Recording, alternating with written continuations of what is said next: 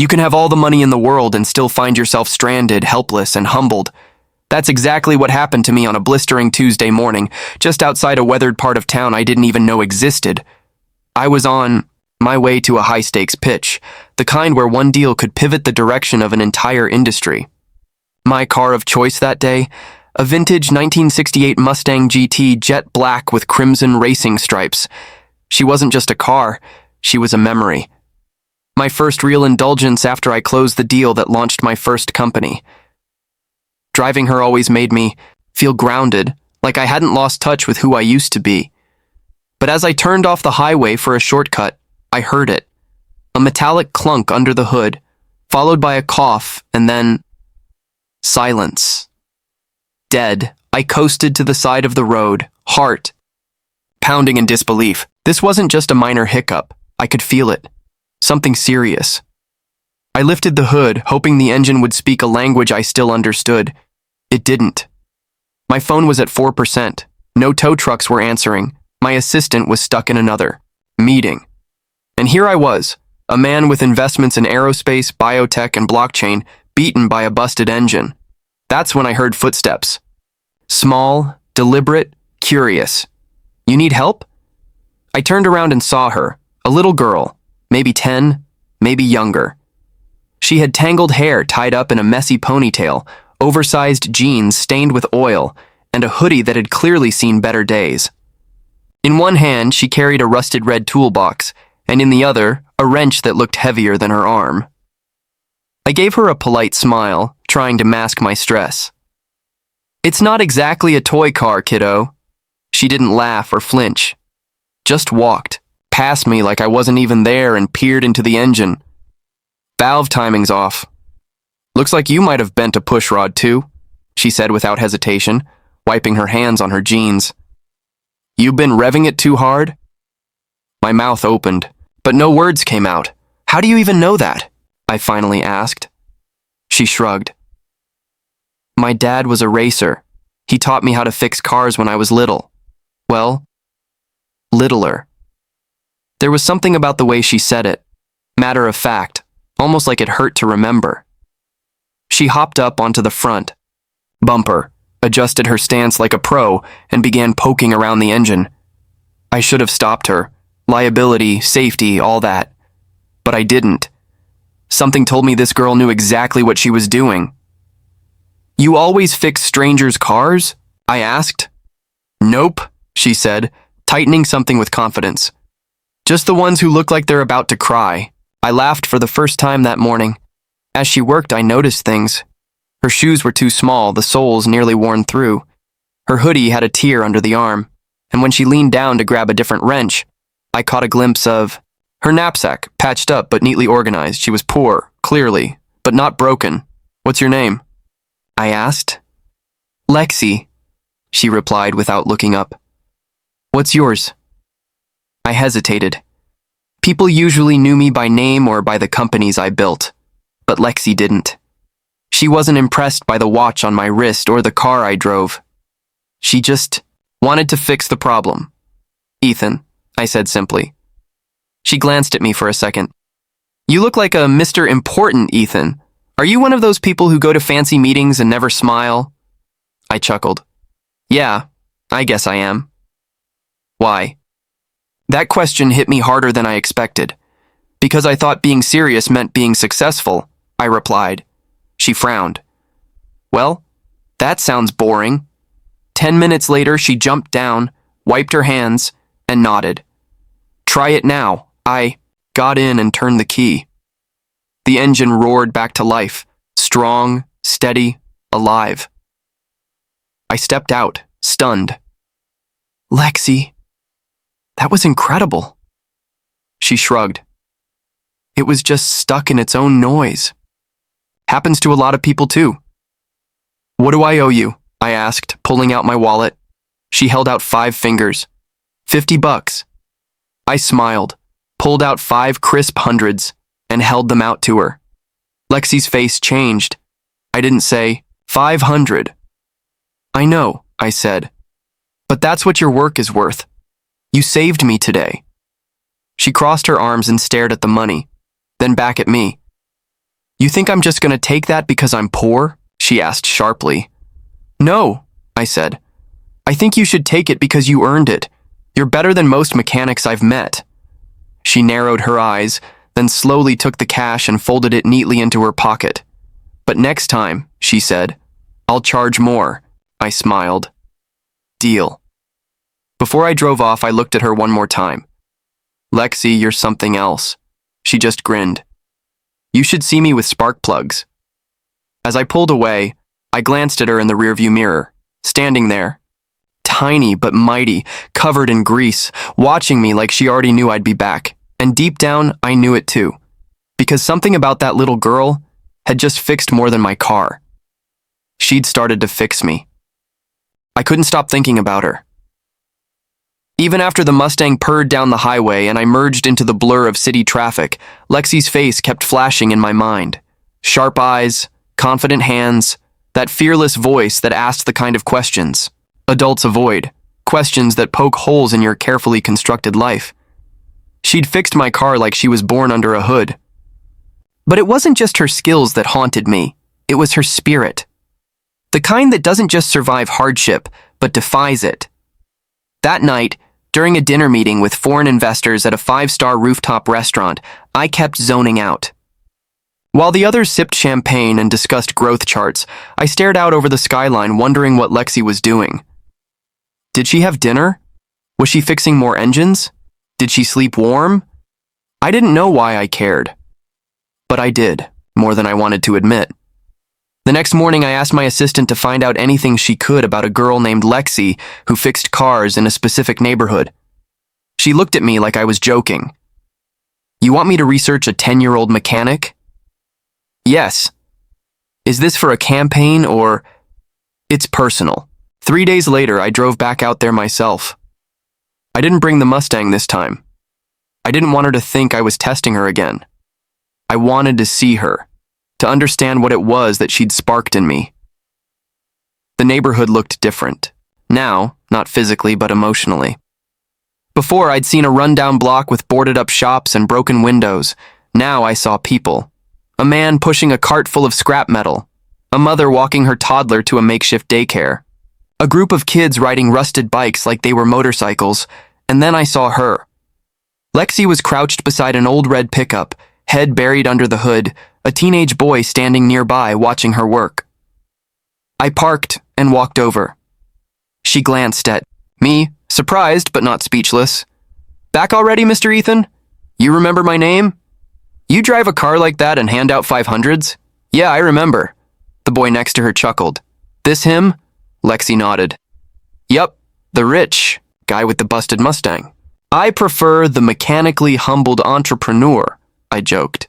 She stood up, wiping her hands with a rag that was more grease than fabric. So, she said, you back for another fix? No, I replied. I'm here to say thank you. You didn't just fix my car. You made me remember something I lost a long time ago. Lexi crossed her arms. Like what? I paused, thinking carefully. Purpose, I said finally. When I was younger, I built things. I created solutions, helped people. Somewhere along the line, I started chasing money instead of meaning. You reminded me of the difference. She didn't say anything, just looked at me like she was trying to figure out if I meant it. I did. Can I talk to your mom? I asked gently. Lexi's posture shifted. Why? Because I want to help. Lexi hesitated. We're not charity. I know, and I'm not offering charity. I'm offering opportunity. She stared at me for a long second, then nodded and waved me to follow her. They lived in a second-floor apartment above a shut-down convenience store. The walls were thin, the furniture mismatched, but the place was clean, painfully clean, like someone took pride in having little and keeping it in order. Her mom, Rosa, was cautious at first, as any mother would be. But after I explained who I was and what her daughter had done, her eyes welled up. I always knew Lexi was special, she said. She used to follow her father everywhere. When he passed, she didn't cry much. She just started fixing things. We talked for an hour, about life, about struggle, about dreams. She told me how her husband used to run a little garage down the street, how it was the pride of the neighborhood until his heart gave out. After that, everything fell apart. She worked nights cleaning offices, and Lexi? She took on the role of both child and partner. "She's a fighter," Rosa whispered. "But I worry. She's just a little girl." I looked at her seriously. She may be little, but she's already changed a billionaire's life. The next day I made some calls. First, to my board, where I proposed an idea they didn't expect. A new foundation under our company's name focused on funding vocational education for underserved youth. Mechanics, electricians, welders, coders. Real. Trades with real futures. Second, I called a construction firm and bought the garage where Lexi's dad used to work. It was abandoned, the windows shattered, the sign hanging by a nail. But I saw what it could be, a home for possibility. Within 2 weeks, we had permits. Within 4, we had volunteers. And on the 6th week, I took Lexi to see it. She stood in the doorway, staring up at the freshly painted sign, Lexi's Garage, built from heart, powered by purpose. Her hands trembled as she walked inside. Brand new tools, a rebuilt engine block, her father's framed racing photo hanging on the wall, a plaque that read, "In memory of Leo Vasquez, the man who built machines and raised a mechanic." Lexi turned to me, tears welling up but refusing to fall. "You did this?" "No," I said. "We did this." She walked over to the workbench, ran her hand over the polished wood, and whispered, "He'd be so proud." Then she looked up at me with that same fire from the first day we met. "I'm not done yet," she said. "This is just the start." And I believed her, because Lexi didn't just fix engines, she sparked revolutions, and the revolution had only just begun. I've launched companies on 6 continents, brokered deals in boardrooms filled with the world's sharpest minds, but nothing, absolutely nothing, felt quite like watching Lexi turn the lights on in her own garage for the first time. She didn't just walk into that shop. She owned it. Every corner of Lexi's garage was alive with possibility. She had painted the walls herself with the help of neighborhood kids. They weren't just decoration. They were inspiration. Hand-painted murals of engine diagrams, quotes from her father, and one phrase scrawled above the main door, "Fix what others gave up on." That line stayed with me. So did Lexi's work ethic. She arrived every morning before the sun rose. Not because anyone told her to, but because she had things to build, engines to understand, dreams to chase. By day, she fixed old vehicles for neighbors who could barely pay in cash, sometimes in sandwiches, sometimes in gratitude. By night, she studied videos on torque, combustion systems, and advanced repair. Lexi didn't wait for opportunity. She built it, and somehow, her spark ignited everyone around her. Soon, volunteers started showing up. A retired Navy mechanic named Joe. A college dropout who once dreamed of being an engineer. A single mother who wanted to learn basic repairs so she wouldn't get ripped off again. They all found something in that garage.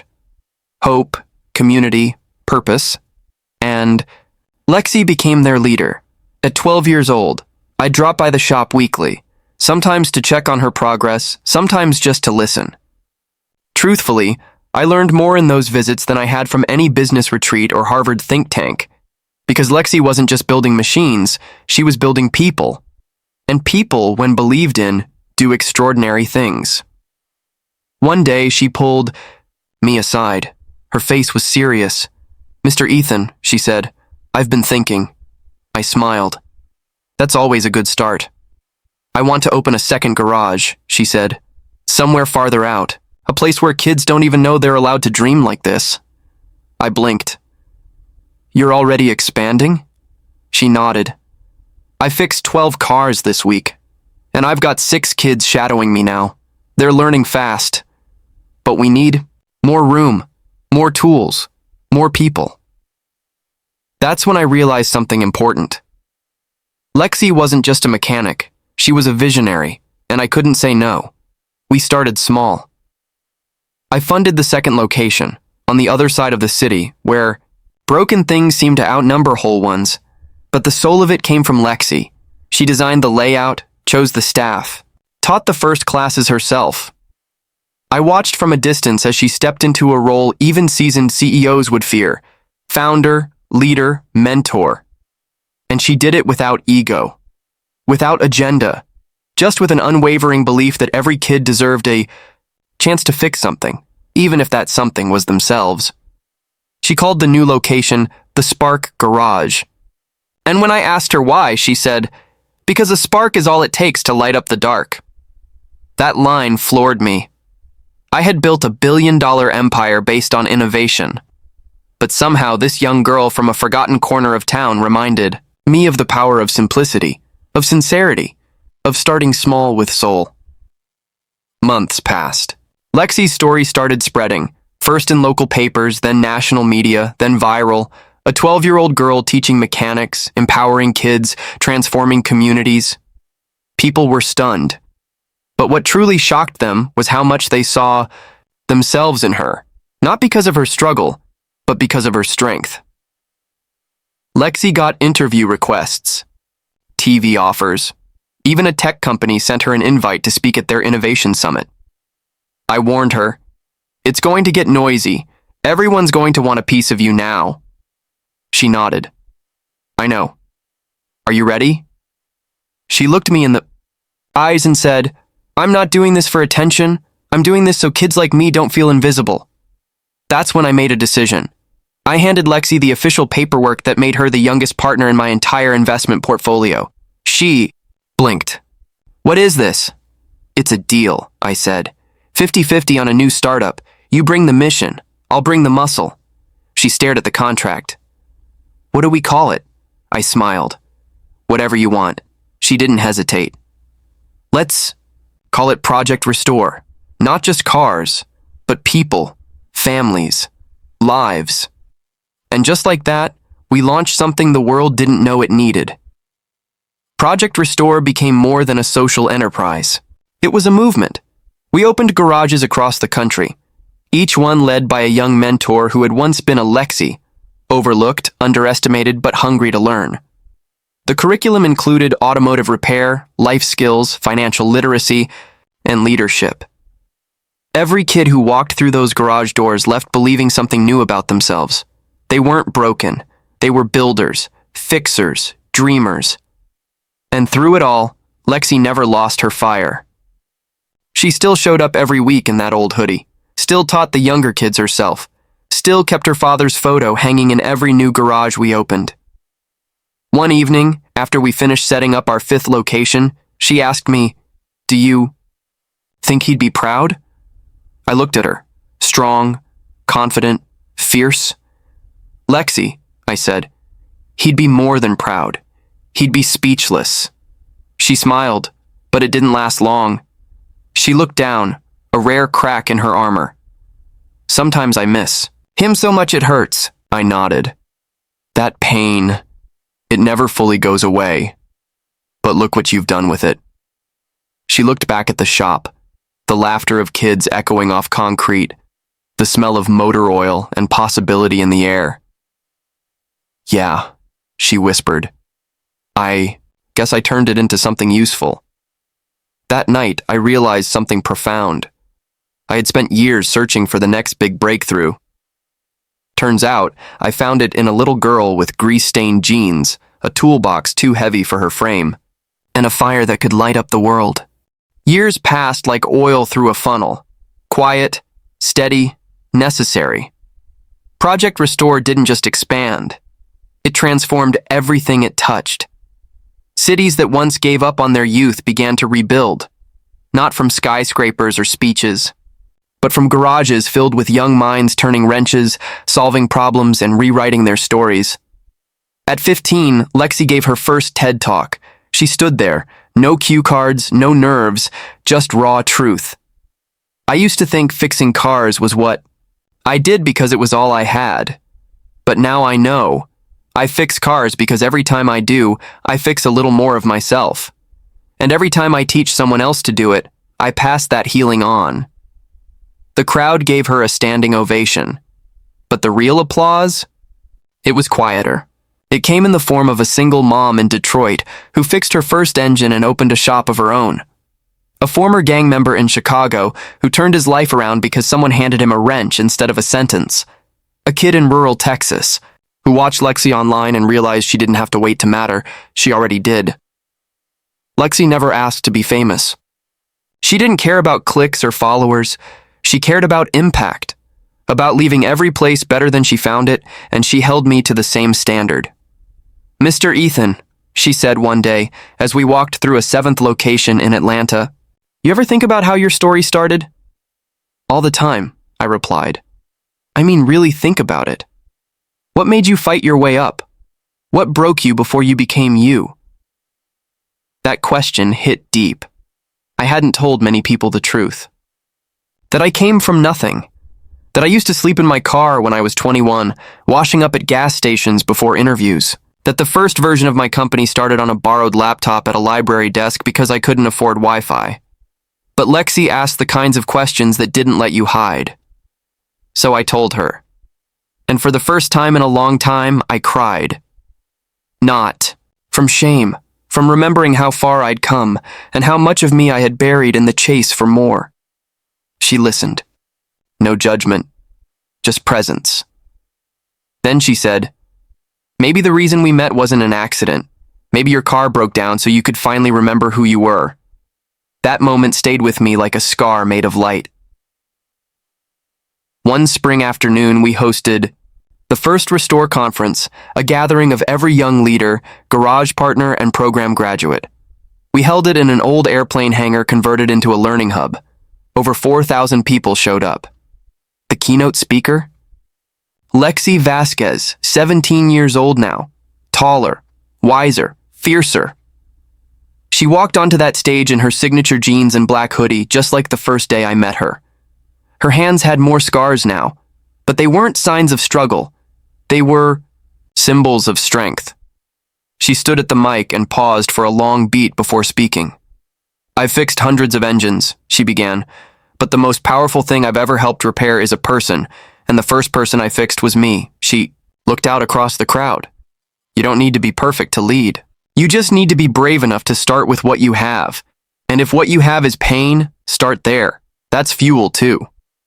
That night, when the conference ended, she sat next to me backstage.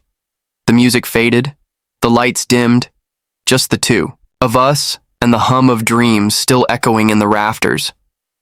She turned and said, "I've decided something." "Oh? I'm not going to college." I blinked. "Why not?" "Because I already know my mission. I want to build the first national technical school network run by kids like me, for kids like me. I want to train the future Lexus, and I don't want to wait for a degree to get started." I nodded slowly. "Then let's build it." She grinned. "You're not going to talk me into an MBA or anything?" "Why would I? You're already teaching lessons most professors haven't even lived." We shook hands, not as billionaire and prodigy, but as partners in revolution. 2 decades. Later I retired, not because I lost the fire, because I saw someone else carrying it. Lexi had taken Project Restore Global. Over 1,000 garages, 30 countries, hundreds of thousands of trained youth. Crime rates in neighborhoods dropped, employment soared, families were rebuilt. And Lexi? She never moved into a mansion, never chased celebrity. She still lived in her same neighborhood, still worked with her hands, still brought lunch to her mother every Sunday. She wasn't trying to escape where she came from, she was restoring it. At my retirement ceremony, they gave speeches, handed me awards, called me a visionary. But the person who stole the room? Lexi.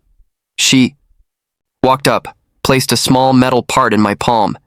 It was a spark plug, from my old Mustang, the very one she'd fixed that day so long ago. "I kept it," she said, "because it reminded me that sometimes one small thing can start a whole engine." I looked at her, at the hundreds of young men and women in the room she had mentored, inspired, and empowered, and I finally understood. I hadn't discovered her. She had restored me. Epilogue. One more turn of the wrencha. Few months later, I visited Lexi's original garage, now a national monument. I walked in quietly, unnoticed, just like any other passerby. And there in the back corner, a little girl was struggling with a rusted carburetor. Lexi, now in her 30s, knelt beside her. She didn't take over, didn't fix it for her. She guided her hand, asked questions, taught her to listen to the metal. I watched from the doorway as the girl smiled when the part clicked into place. Lexi looked up, eyes meeting mine. She winked, and, in that moment, I knew. She wasn't fixing cars. She was starting engines, one spark at a time.